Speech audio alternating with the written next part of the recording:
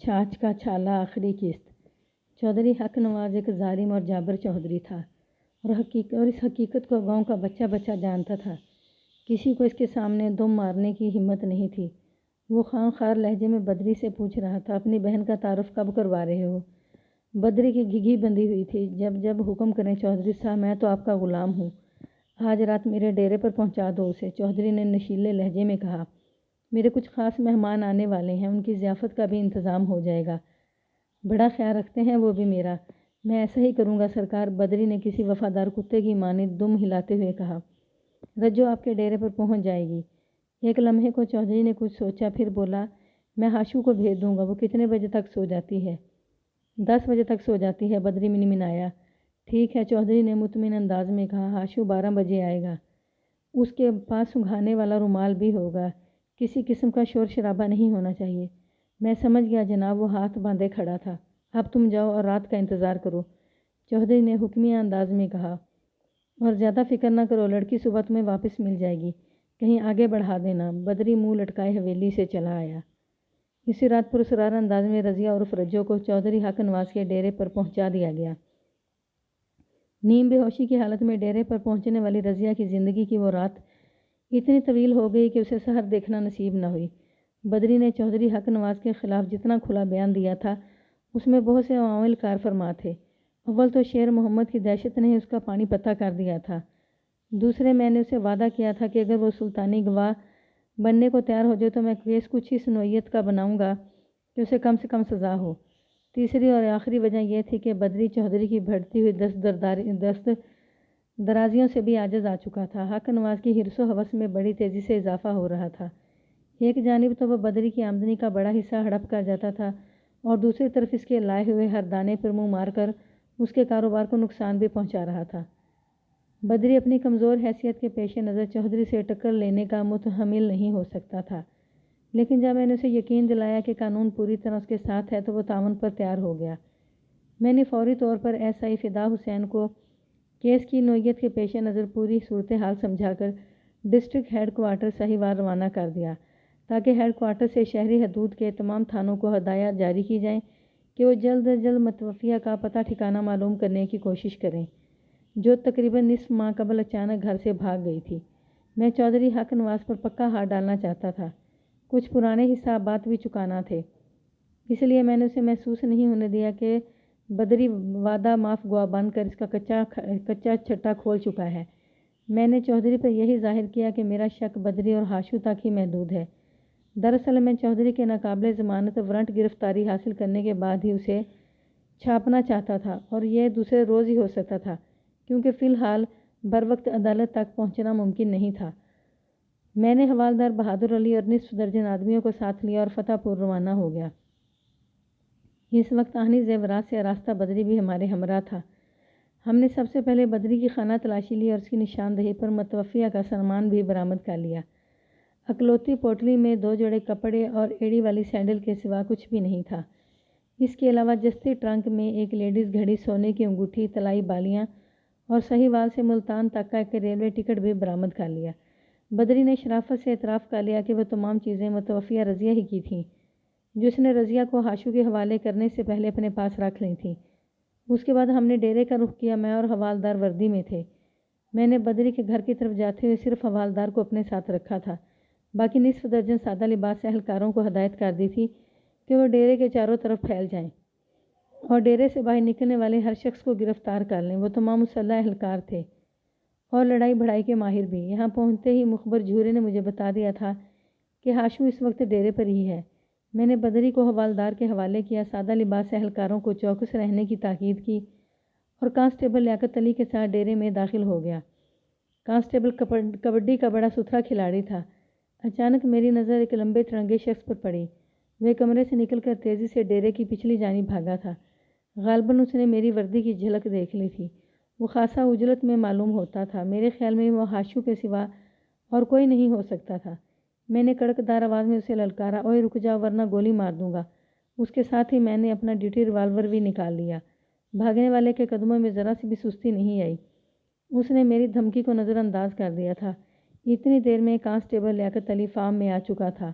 اس نے مفرور شخص کے پیچھے دوڑتے ہوئے گونددار بڑک ماری، ہلا اوئے جوانہ ہوشیار ہو جا۔ میں نے سیٹی بجائی تاکہ باہر والے اہلکار ہوشیار ہو جائیں۔ اس وقت تک مفرور ڈیرے کی عقبی دیوار کے پاس پہنچ چکا تھا۔ وہ دیوار چڑھنے کی کوشش کر ہی رہا تھا کہ لیاقت علی نے اسے کھینچ کر نیچے گرا دیا۔ گرنے والا سنبھل کر اٹھا۔ لیاقت نے اچھل کر اس کی کمر میں کینچی ڈالنا چاہی، لیکن وہ دراز قد دیوزاد کچھ زیادہ ہی پھرتیلا ثابت ہوا۔ بعد میں پتا چلا کہ وہ ہاشم عرف ہاشو ہی تھا اور وہ بڑے جوڑ کا ایک مانا ہوا پہلوان تھا۔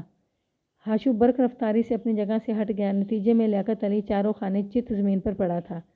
اس موقع سے فائدہ اٹھا کر ہاشو نے ڈیرے کی باغ کی جانب دوڑ لگا دی۔ میں نے اس کے قدموں میں فائر کر دیا۔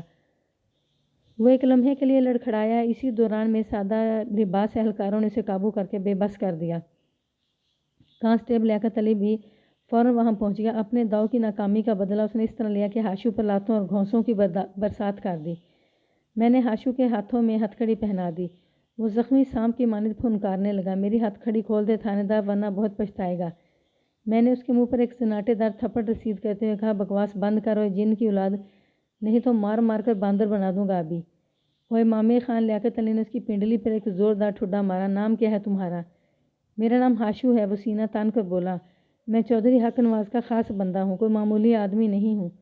تمہارے چودھری کی تو میں… لیاقت علی نے اسے ایک ناقابل اشاعت گالی سے نوازا۔ میں نے کہا، وہ حرام زادے سارے انسان تو اللہ کے بندے ہیں، اور تو چودھری کا بندہ ہے؟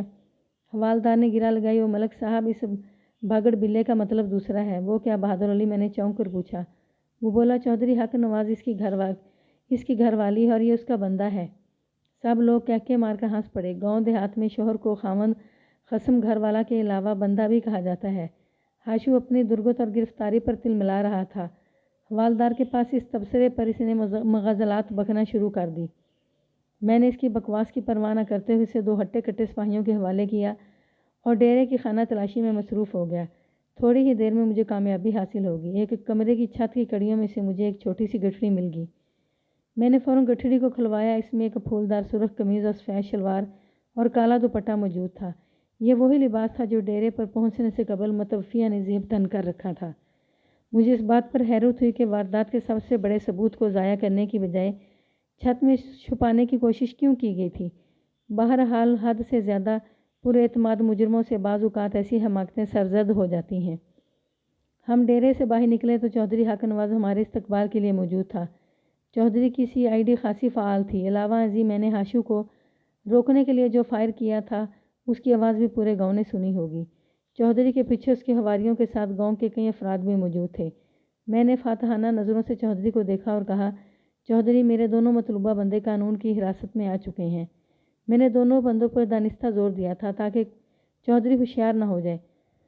ملک جی، تم چودھری حق نواز کی قوت سے پوری طرح واقف نہیں ہو، وہ پرغرور انداز میں بولا۔ کل تک یہ دونوں بندے اپنے گھروں میں ہوں گے۔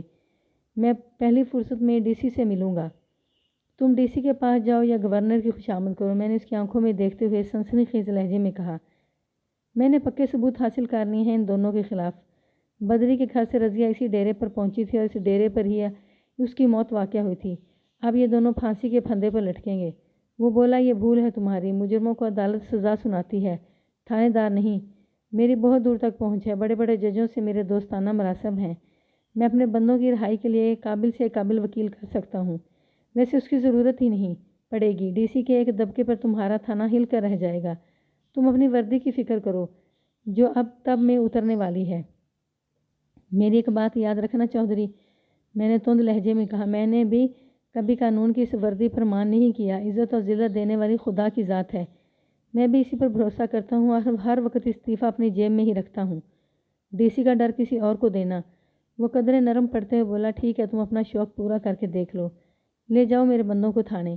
پھر ایک لمحے کے توقف سے کہا، میں ہاشو سے ایک چھوٹی سی بات کرنا چاہتا ہوں۔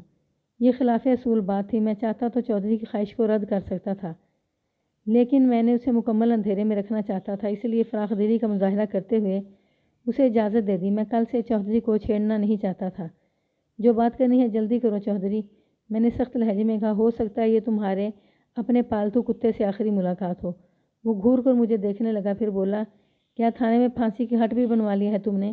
میں نے کہا، میرے تھانے کا ڈرائنگ روم کسی پھانسی گھاٹ سے کم نہیں ہے چودھری۔ وہاں پہنچ کر تو بڑے بڑے سورماؤں کی چیں بول جاتی ہے، یہ تیرا ہاشو پہلوان تو ایک رگڑ کی مار نہیں ہے۔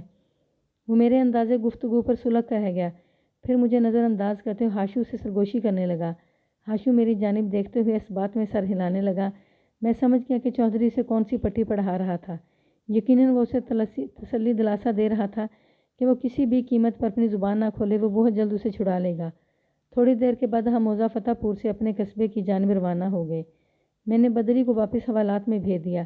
جب سے بدری نے تعاون شروع کیا تھا، میں نے اس کی بیوی اور نام نہاد ماں نذیروں کو بھی اسی کے حوالات میں ڈلوا دیا تھا اور ان پر ہر قسم کے تشدد کے دروازے بند کر دیے تھے۔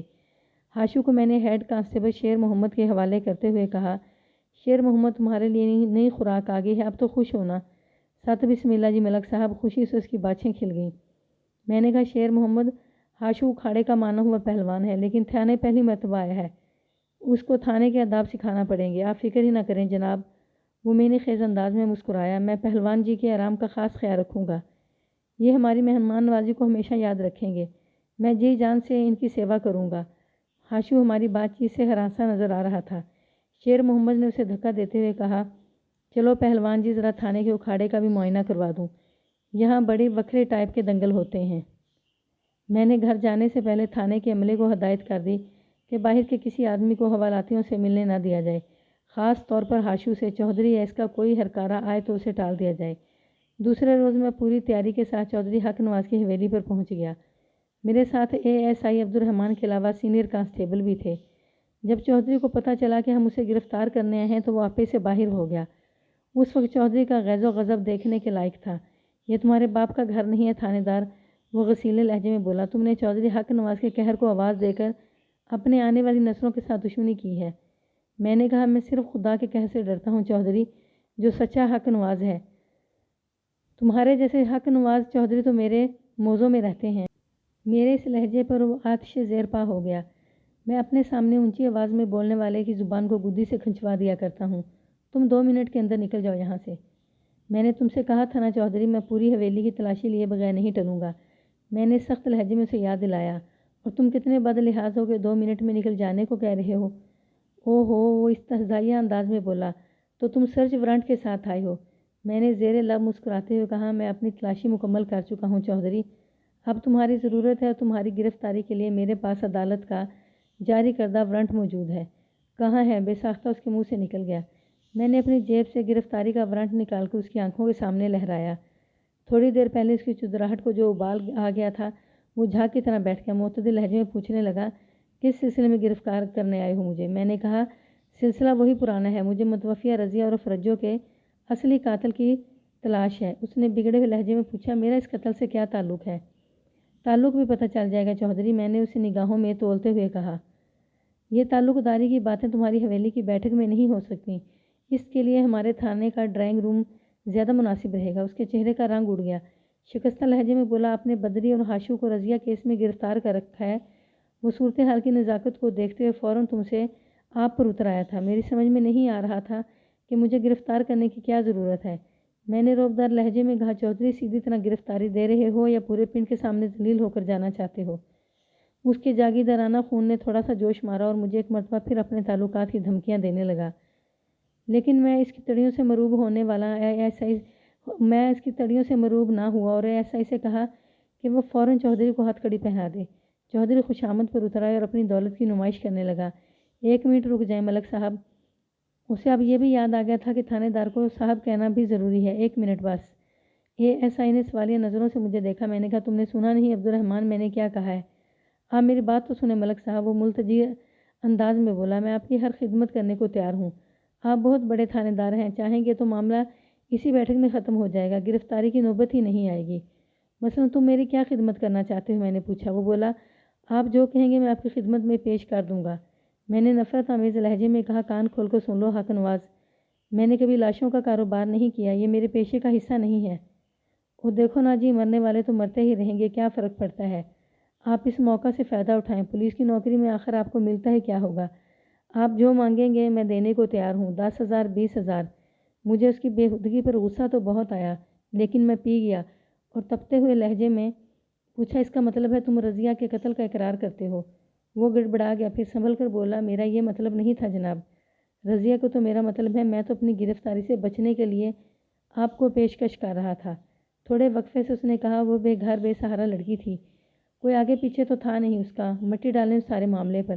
میں نے کہا، متوفیہ نہ تو بے گھر تھی اور نہ ہی بے سہارا، ہم نے اس کے والی وارث ڈھونڈ نکالے ہیں، کل تک وہ بھی یہاں پہنچ جائیں گے۔ اور رہی بات مٹی ڈالنے کی، تو اب مٹی تو تمہاری قبر پر ڈلے گی، اور تمہارے ساتھ ان دونوں باقیوں کی قبروں پر بھی، جنہوں نے اس حرمہ نصیب قسمت کو تار تار کیا تھا۔ وہ اچانک صدیوں کا بیمار نظر آنے لگا، کمزور سے لہجے میں بولا، آپ کو یقیناً کوئی غلط فہمی ہوئی ہے، میرا اس قتل سے کوئی تعلق نہیں ہے۔ تعلق نہیں ہے تو پھر ڈرنا کیسا؟ میں نے طنزیہ انداز میں کہا، تمہارے چہرے پر مردنی کیوں چھائی ہوئی ہے؟ قصہ مختصر، ہم اونچے شملے والے فنے خان چودھری کو ہتھ کڑی پہنا کر تھانے لے آئے۔ چودھری نے اتنی آسانی سے گرفتاری نہیں دی تھی، ہتھ کڑی پہننے سے پہلے اس نے بڑی فیل مچائی تھی، تاہم ان تفصیلات کا تذکرہ غیر ضروری اور قارئین کے لیے وقت کا ضیاع ہوگا۔ اسی روز مجھے ایک ضروری کام کے معاملے میں میاں چنو جانا پڑ گیا، اس لیے ہاشو سے پوچھ نہ کر سکا۔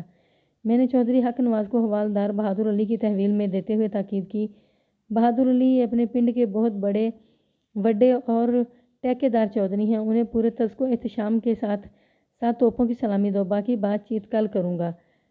9 گرفتار شدگان کو جب تھانے میں لایا جاتا ہے تو ابتدائی کارروائی کے طور پر انہیں پوچھ گچھ کے کمرے میں بچھی ہوئی چٹائی پر اوندھا لٹا کر ان کی تشریف پر 76 رسید کیے جاتے ہیں، یعنی ان کا استقبال 7 توپوں کی سلامی سے کیا جاتا ہے۔ 19 صدی سے پہلے کی باتیں ہیں، آج کل کی پولیس تفتیش میں تھوڑی بہت تبدیلی سننے میں آئی ہے۔ دوسرے روز میں سپہر کے وقت تھانے پہنچا تو 2 اہم خبریں میری منتظر تھیں۔ اول، ایس آئی فدا حسین سہیوال سے سرخرو لوٹا تھا، متوفیہ رضیہ کے ورثاء کا پتہ چل گیا تھا۔ شہری حدود کے ایک تھانے میں متوفیہ کی گمشدگی کی رپورٹ کوئی 18-19 روز پہلے درج کرائی گئی تھی۔ سہیوال سے متوفیہ کا شوہر صفدر حسین اور بھائی شوکت علی بھی ایس آئی کے ساتھ ہی چلے آئے تھے۔ دوسری اہم اطلاع یہ تھی کہ حوالاتی باشو نے رضیہ کے قتل کا اعتراف بھی کر لیا تھا۔ یہ واقعی چونکا دینے والی خبر تھی۔ میں نے فوراً ہاشو کو اپنے کمرے میں بلا لیا۔ ہاں بھائی ہاشو پہلوان، میں نے اسے کڑے تیوروں سے مخاطب کرتے ہوئے پوچھا، تو تم نے قتل کیا تھا رضیہ کا؟ وہ مسکین صورت بنا کر بولا، تھانے دار صاحب، جب سے آپ نے چودھری صاحب کو رضیہ کے قتل کے سلسلے میں گرفتار کیا ہے، اس وقت سے میرا ضمیر مجھے مسلسل ملامت کر رہا ہے، اس لیے میں نے سچ کا اقرار کر کے اپنے ضمیر کا بوجھ ہلکا کر لیا ہے۔ میں نہیں چاہتا میری وجہ سے کوئی بے گناہ پھانسی چڑھے۔ رجو کے ساتھ جو کچھ بھی ہوا اس کا ذمہ دار میں ہوں۔ میں اپنی کرسی سے اٹھ کر ہاشو کے پاس آیا، تھوڑی دیر تک اسے گھورتا رہا، پھر ایک توانچہ اس کے گال پر رسید کرتے ہوئے کہا، تخم نا تحقیق، مجھے بے وقوف سمجھتے ہو؟ وہ ہکا بکا مجھے دیکھنے لگا۔ جناب، میں نے ایک اور توانچہ اس کے گال پر جڑ دیا، پھر تھوڑی پکڑ کر اس کا چہرہ اوپر اٹھاتے ہوئے کہا، تم کیا سمجھتے ہو میں تمہاری بات کا یقین کر لوں گا؟ تم اپنے چودھری کو بچانے کے لیے قربانی کا بکرا بننا چاہتے ہو؟ یہ پٹی تمہیں چودھری نے پڑھائی ہوگی، اور ساتھ یہ بھی یقین دلایا ہوگا کہ وہ عدالت سے تمہاری ضمانت کروا لے گا۔ اچانک مجھے ایک خیال آیا۔ میں نے حوالدار سے پوچھا، بہادر علی، کیا ہاشو اور چودھری کو ایک ہی حوالات میں رکھا گیا ہے؟ نہیں جناب، دونوں الگ الگ کمرے میں ہیں۔ میں نے کہا، مجھے شک ہے ان دونوں کی گزشتہ رات بات چیت ہوئی ہے، ذرا تحقیق کر کے مجھے بتاؤ ابھی اور اسی وقت۔ یس سر۔ بہادر علی سلوٹ مار کر باہر نکل گیا۔ میں ہاشو کی جانب متوجہ ہو گیا۔ کیوں ہوا چودھری کے پٹھو، رات تمہاری ماں کے قسم نے کیا سبق پڑھایا ہے تمہیں؟ جناب، چودھری صاحب نے تو مجھ سے کچھ بھی نہیں کہا، وہ رونی صورت بنا کر بولا۔ میں تو اپنے ضمیر کی آواز، بکواس بند کر خبیث انسان، میں نے اس کے پیٹ میں لات رسید کی۔ اس وقت تمہارا ضمیر کس قبرستان میں سو رہا تھا جب آدھی رات کو تم بدری کے گھر سے رضیہ کو اٹھا کر چودھری کے ڈیرے پر آئے تھے؟ مجھ سے غلطی ہو گئی تھی جناب، وہ مصنوعی ندامت چہرے پر سجا کر بولا۔ اس وقت میں شیطان کے قابو میں تھا، رضیہ کو رومال سنگھا کر ڈیرے پر لے آیا، پھر اسے برباد کر کے دریا میں پھینک دیا۔ اللہ کرے مجھے جلد از جلد پھانسی ہو جائے۔ پھانسی تو ہوگی لیکن تمہارے چودھری کو، تمہیں نہیں، میں نے چٹانی لہجے میں کہا۔ تم لمبی مدت کے لیے جیل جاؤ گے، چودھری کی وفاداری تمہارے کسی کام نہیں آ سکے گی۔ اسی وقت حوالدار نے آ کر بتایا، ملک صاحب، ہمارے تھانے میں بھی ایک کانسٹیبل چودھری کا پٹھو نکل آیا ہے۔ تنویر احمد نے رات پچھلے پہر دونوں کی مختصر سی ملاقات کروائی تھی۔ ہمارے ملک کے دوسرے محکموں کی طرح پولیس میں بھی کافی کالی بھیڑوں کی کمی نہیں۔ میں نے حوالدار سے پوچھا، تنویر احمد کانسٹیبل اس وقت کہاں ہے؟ جناب، وہ ابھی تھانے میں نہیں ہے، حوالدار نے بتایا۔ وہ جیسے ہی آئے میرے پاس کمرے میں بھیج دینا۔ بہتر جناب۔ میں نے ہاشو سے پوچھا، بدبو دلاش، اب تم کیا کہتے ہو؟ وہ کچھ نہیں بولا، سہمی ہوئی نظروں سے مجھے دیکھنے لگا۔ میں نے کہا، تم اگر چاہو تو بھی تو قتل کا الزام اپنے سر پر نہیں لے سکتے۔ تم نے ابھی بتایا ہے کہ رضیہ کو برباد کرنے کے بعد تم نے دریا میں پھینک دیا تھا۔ اگر تم نے واقعی ایسا کیا ہوتا تو یہ ہرگز بیان نہ دیتے۔ پوسٹ مارٹم کی رپورٹ سے یہ بات کھل چکی ہے کہ اس قیامت خیز رات میں متوفیہ 3 صفحہ کے درندوں کی درندگی کا نشانہ بنی تھی اور اس ظلم اور بربریت کی تاب نہ لا کر اس نے جان دے دی تھی۔ بتاؤ، اگر وہ درندہ تم ہی تھے تو باقی 2 شیطان کون تھے؟ وہ آئیں بائیں شائیں کرنے لگا۔ میں نے اسے دوبارہ حوالات میں بھیج دیا۔ اگلے روز میں نے انہیں عدالت میں پیش کر کے 7 روزہ ریمانڈ حاصل کر لیا۔ اس دوران میں چودھری کو پتہ چل چکا تھا کہ بدری ان کے خلاف وعدہ معاف گواہ بن چکا ہے، لیکن وہ خود گردن تک اپنے گناہ کی دلدل میں دھنس چکا تھا، اس لیے بدری کا کچھ نہیں بگاڑ سکتا تھا۔ ریمانڈ کے دوران میں ہاشو کی زبان بھی کھل گئی۔ اس نے نہ صرف بدری کے انکشاف کی تصدیق کی بلکہ چودھری کے دیگر اور 2 ساتھیوں کے نام بھی بتا دیے۔ ان دونوں کا تعلق نارنگ منڈی ضلع شیخوپورہ سے تھا۔ 2 دن بعد ان دونوں رانا ظفر علی اور ملک خدا بخش کو گرفتار کر لیا گیا۔ ہاشو اس معاملے میں صرف اس حد تک ملوث تھا کہ اس نے رضیہ کو بدری کے گھر سے ڈیرے تک پہنچایا تھا اور بعد ازاں جب متوفیہ ان حیوانوں کی ہوس کا شکار ہو کر جان سے ہاتھ دھو بیٹھی تو ہاشو نے اسے بے رحمی کے ساتھ برہنہ تن حوالہ دریا کے حوالے کر دیا تھا۔